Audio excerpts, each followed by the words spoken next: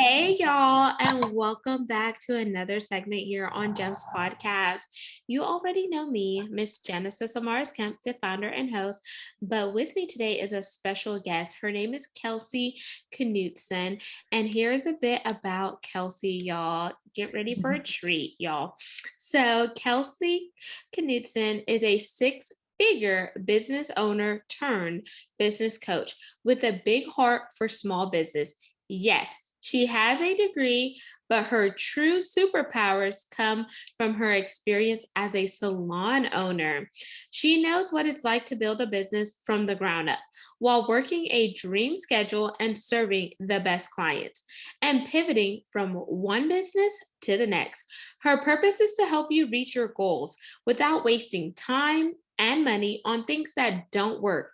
No more late night hustlings, no more wasted time on social media, no more $0 paychecks. And how she does what she does is things like marketing, money, and operational systems so things can run smoothly and you can focus on being the CEO your business needs. She helps you set strong boundaries and implement new systems to give you time and financial freedom. So you have more time to do the things you love. And I'm going to emphasize that the things you love with the people you love. Cheers, friends. Now let's go chase those dreams with Kelsey Knutson. Wow. Thank you, Genesis, for such a nice intro. It was lovely hearing you say all of that. So thank you. My pleasure, Kelsey. And thank you so much for just coming in the community and just sharing your knowledge. Today, we are going to focus on a subject which is mental health. And we've heard this term tossed around so many times. We've heard the negative stigmas that come with it. But you and I are really going to go deep diving. But before we get into the meat and potatoes of the conversation, I definitely want to give the audience a chance to connect with you in a fun and personal way. Okay. And I like to do that one or two ways. So we could do an icebreaker or a rapid fire 10 question game. What are you in the mood for? Let's do rapid fire. Okie dokie. We're doing rapid fire with Kelsey and Genesis.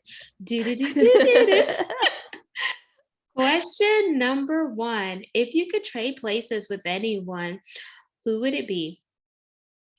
Oh my gosh, my parents' dog. They spoil her so much. She gets treats all the time, walks all the time, and just gets to hang out and have all the toys brought to her. Question number 2. What is your favorite color? Orange, but like a burnt orange, like that. Oh, okay. Like the UT orange? Yeah. Yeah. Question 3. What makes Kelsey Kelsey? Oh, God. I would say I tend to make up my own words sometimes, like systemizing. I don't know if that's a word with ising, but I have these little Kelsey-isms, these things I say on repeat. And it's funny to have clients or people mirror it and say it back to me. And they say, oh, that's so Kelsey. Question 4. If you could go anywhere in the world, where would it be? And money was no option. I would go to Japan. I still have some very extended family there, and I'd love to learn more about my family history. Ooh. Question 5. Are you a coffee or tea drinker? Oh, coffee all day. Question 6. You just hit the lottery and you must contribute to 3 charities of your choice before the rest of the money is released to you. So what charities are you contributing to? That's a good question. One would have to be the Susan G. Komen Foundation for Breast Cancer. One would have to be Alzheimer's Association, and one would have to be a charity for mental health. I don't know one specifically, but yeah. 7. Dream car, dream home, or both? Dream home. 8. If you could have lunch or dinner with any person, past or present, who would it be and why? Selfishly, both of my grandmas, if I could. They both have passed away. And there's just so many questions I have of their story. They immigrated here, both from Japan. And I just have so many questions about their lives that I didn't soak up in the time that they were here. Nice. I always like whenever someone picks someone in their family. Um, and sorry for the loss. I Yeah. recently lost both my grandmothers not too long ago. So, yeah, I would definitely ask my grandmothers more questions. Yes. Yeah. 9. Are you the type of person that will do DoorDash, Grubhub, or cook a nice meal at home? Depends how much time I have. If I'm in a hurry or working all day or podcasting all day, it's 100% Grubhub. But I actually love to cook. It's just not something I always have the luxury of time for. Nice. I love it. Yeah. And 10, our pass or play question. Here are the rules. Okay. If you pass, you get to ask me a question. So our rules are reversed. If you Okay. choose to play, I ask one last question to wrap up rapid fire. So do you want to pass or play? I will pass. Okay, what's your question? What are you most looking forward to with your new little baby? Ooh, definitely seeing her break my husband down because he wanted a girl so bad and I wanted a boy.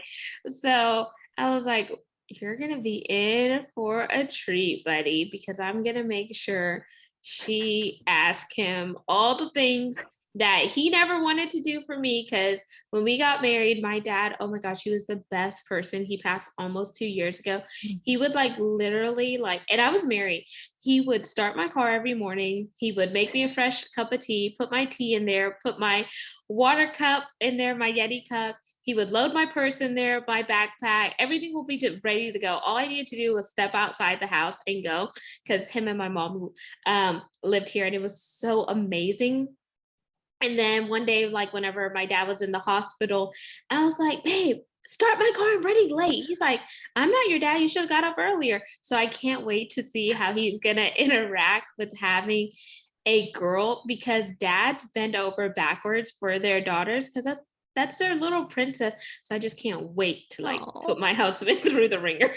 I think your dad was my dad because same scenario almost to a T. And I call daughters sandpaper for dads. So I can't wait to hear about that too.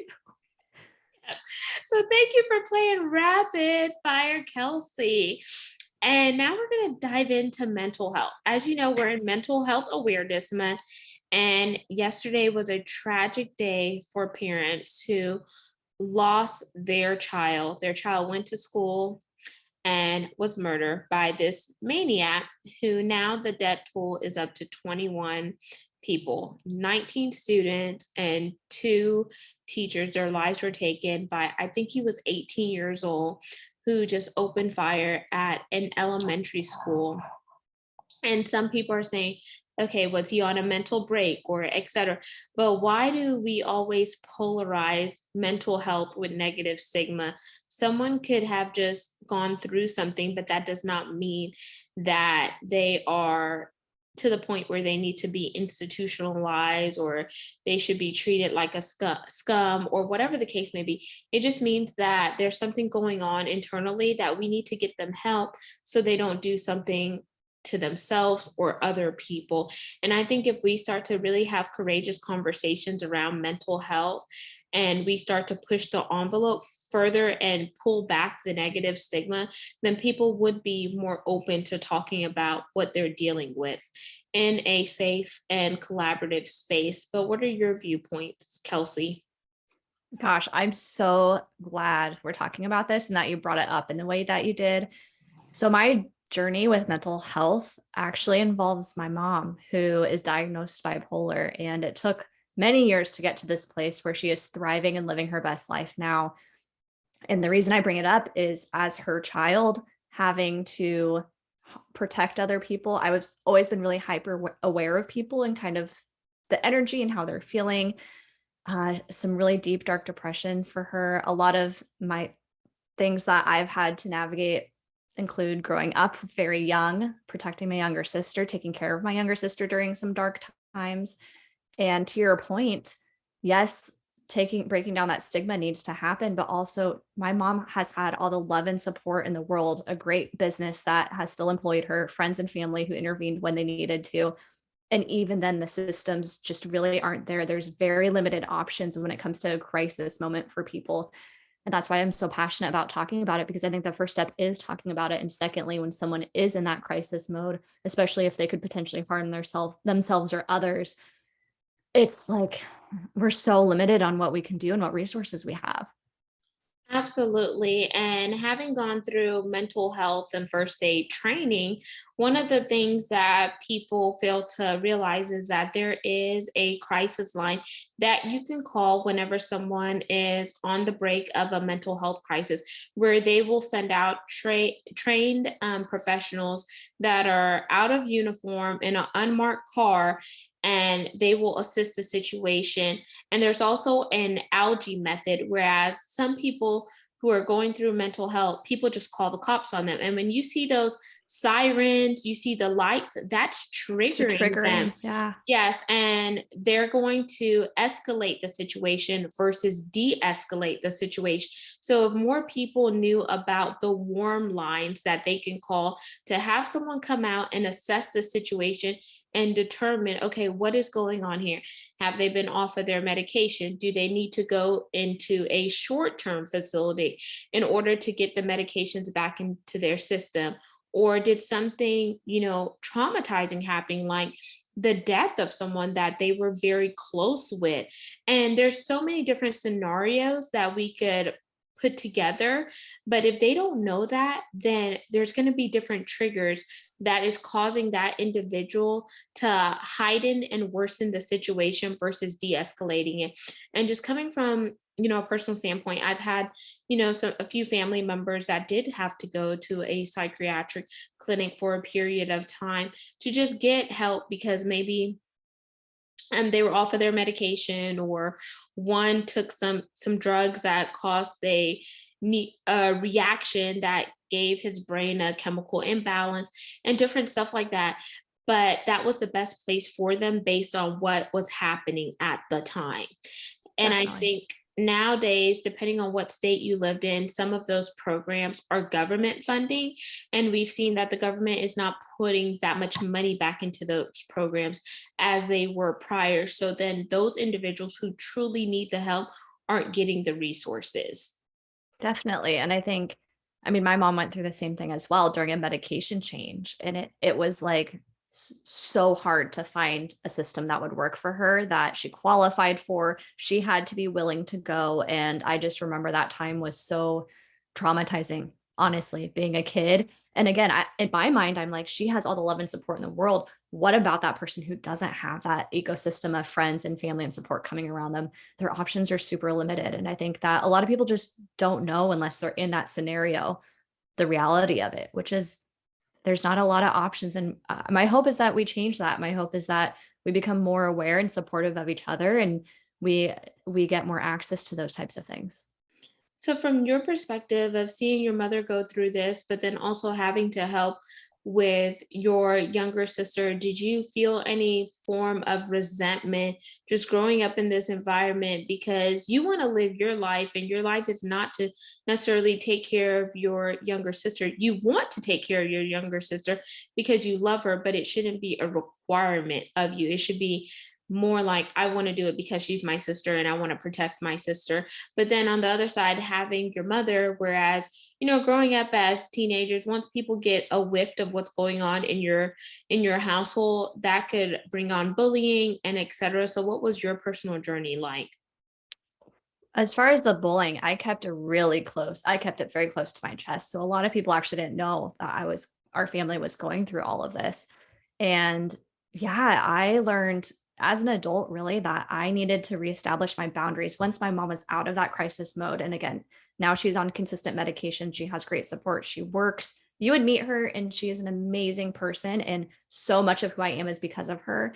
But I've had to relearn how to be a daughter again and set those boundaries, and also those boundaries with my sister. And when there's a crisis in my family or an emergency or something comes up, I have to really check myself that I don't just insert myself into this caretaker mode, because that is what I knew for so long. I'm not someone who likes to live with regrets, so I don't regret any of that. But I definitely, as I've gotten older, and honestly, it took opening up to some people close to me to realize, wow, I have kind of like an unhealthy attachment to this thing, to the point where I would be off at college and I'm calling my mom's friends and family to go in and check on her. I'm micromanaging to make sure she took her medication from afar. I'm a kid. I should be being a kid. And as long as she's safe, I'm happy. And yeah, I think it took me taking a step back and realizing that once she was in a healthier place, I also had to take care of me. And the better I take care of me, the better our relationship is, and vice versa. So, yeah. And you said two key things there is boundaries. So not just Yeah. setting boundaries, but enforcing boundaries on the people that you love so you don't hit a period of burnout. Another thing was you were open with some of the closest people to you and you talked about what was going on. And that's a way to release versus keep it inwardly because that's helping you with, mental stability and balancing.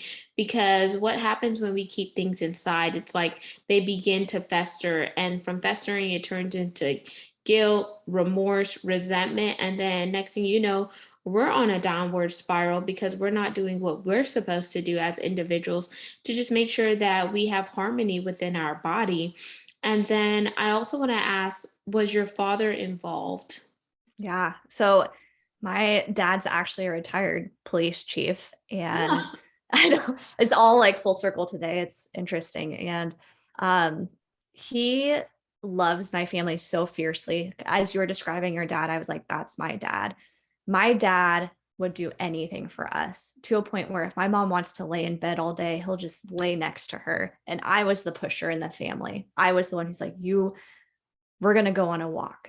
I'm putting your shoes on right now. We're doing it. And so it was an interesting dynamic there where he's like, whatever you need in the moment. And I'm like, this isn't good. You need to get better. You need to get better. And so I think all of us had to learn our role to play. And now, Genesis, I'm at this place where my mom's an adult. I can't tell her how to live her life. As long as she's safe, and she is, and as long as she's not harming herself or others, I have to be okay with where she's at. And that has been the biggest blessing in all of this, is learning that. And all of us have had to learn our place and our role within that. Our family's had a lot of loss and trauma. I mean, the first person passed away when I was 3 years old, and I remember that. And so I've experienced a lot of that. And instead of just jumping to this like crisis emergency mode, learning to just have peace with these things, learning to not take them on, and learning to process your emotions in a healthy way. All of those lessons are because of my mom's mental health. So even though it's been tough, and even though there's seasons that were really scary, I'm thankful because it's taught me a lot about myself. It's taught me a lot about those boundaries to put in my business. And it also helps me understand people. I really feel like one of the big things I do within my business is meeting people where they're at. And I have my mom to thank for understanding that. Yeah, because it gives you that empathy and Yeah. compassion for other people because you know what it was like for you and your family. And I do believe that everyone in the family has a vital part to play, from your dad, him being a spouse, but also being a father, and your sister for being a sister as well as being a daughter, and etc. And everyone had their own special place while your mom was going through her mental health crisis to just make sure that your mother was okay. And for anyone listening in that may have a parent that is suffering with bipolar or another form of mental illness or challenge, what are some types of tips, tricks, or advice you would like to give them? Yeah. My mom actually is such a wealth of knowledge. And one of the things she said very recently was, I have bipolar. I am not bipolar, meaning like just because I have that label doesn't mean that's who I am. And so that's how she had to come to a place where she could see that for herself. But we also had to come to a place where we could view it that way. But I think to get to that place, you have to understand the illness first. And so I think you go ask a professional, you look at books. There's so many different resources out there. I read Loving Someone with Bipolar. And that was really helpful in understanding things. And then also part of it was on me. Part of it is my communication.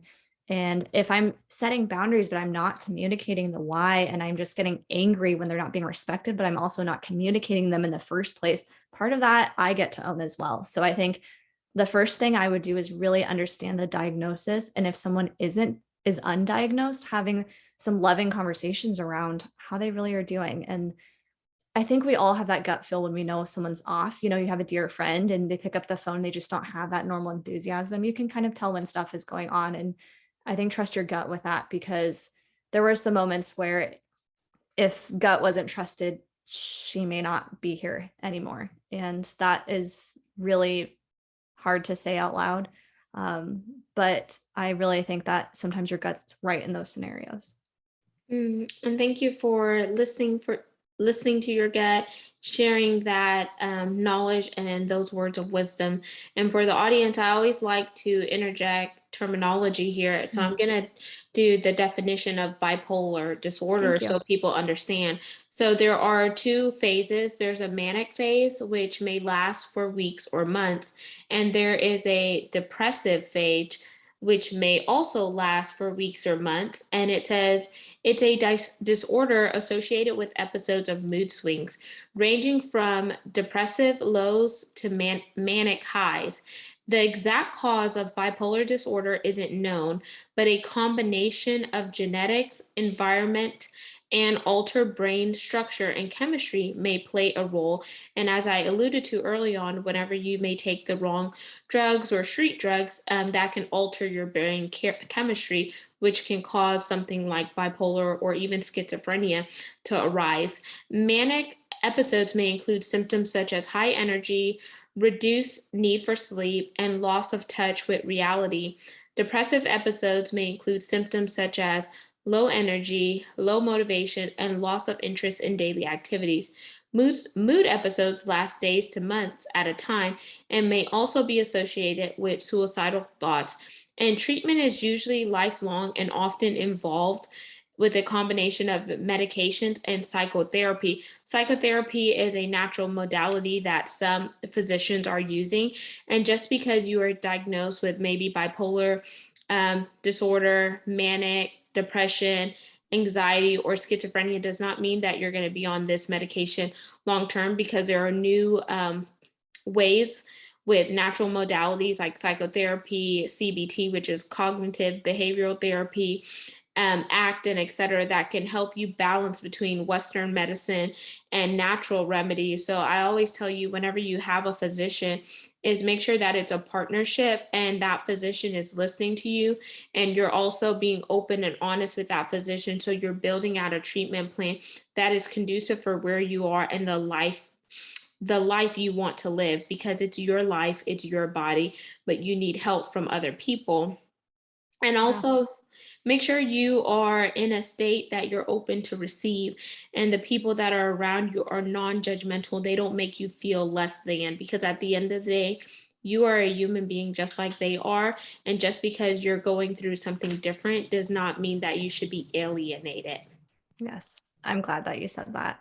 At one point during a manic episode, my mom turned to me and she goes, I feel like all of these people should be on medication. And I was like, Mom, you're not really wrong. And it's been, this whole journey has been so eye-opening, and just how judgmental we can be, and how we project what we think normal is for people. And even with reading the diagnosis for her, I think before she was diagnosed with bipolar, I just thought bipolar was quote unquote for crazy people, like irrational ideas and stuff. And watching it through the lens that I have, it can be more subtle than that. It can be, staying in bed a couple days in a row, and then taking a lot of naps and canceling plans on friends and calling in sick to work, to signing up for a bunch of volunteer positions. That's really what it was for her. So it was subtle, but just amplified. Like, she's normally kind of active like that anyways, but it was that, but just magnified. And that's when it was like, okay, something more is going on here. Mhm. And that's a very good point. And I like the example that you gave with your mom. Is we have to pay attention to our loved ones and our friends. If you notice something is outside of their character that they normally wouldn't do, that's an inclination, and say, hey, I was just, I'm just concerned. I see your schedule has changed or something is different. Don't do it in a way where you're being nosy and you're probing, but do it in a way that is genuine and loving to get them to open up to you. So kind of like allude with a cliffhanger to get them to, open up and tell you more, because then you could kind of see if they're firing on all cylinders or if they're misfiring. And I like to Yes. say misfiring because I think about the car analogy is like, if the car keeps misfiring, before you know it, that engine or whatnot is going to blow up. Just kind of like an individual, they could be a walking, talking, ticking time bomb. And when that last thing triggers them, they're going to pop like a balloon. So you kind of have to tread lightly, but not to the point where you are comforting them like a child and you're babying them. Right. Right. And I think once we were out of some of those super depressive and super manic phases and into more of kind of an equilibrium for her, we had a really honest conversation of, hey mom, if it's going in a direction where I'm concerned for your safety, how do you want me to talk to you about it? And we had that conversation.